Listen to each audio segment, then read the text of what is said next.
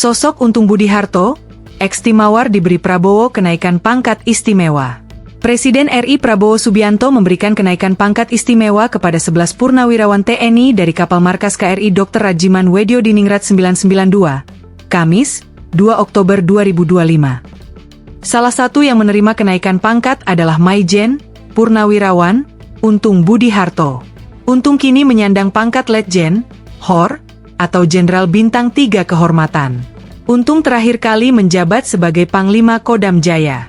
Setelah pensiun militer, Untung langsung mendapat kedudukan baru di Transjakarta sebagai Komisaris Utama.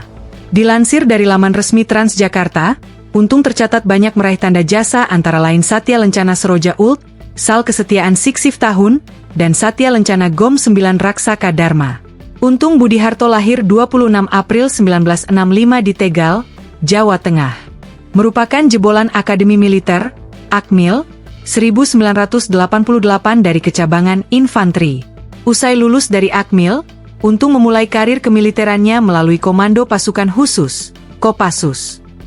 Dalam catatan perjalanan karirnya, Untung Budi Harto masuk dalam daftar ex-Tim-Mawar bentukan Prabowo Subianto ketika masih aktif dengan pangkat Maijen. Tim-Mawar adalah tim kecil yang dibuat oleh Kesatuan Komando Pasukan Khusus, Kopassus, Grup 4, Tentara Nasional Indonesia Angkatan Darat, 1998.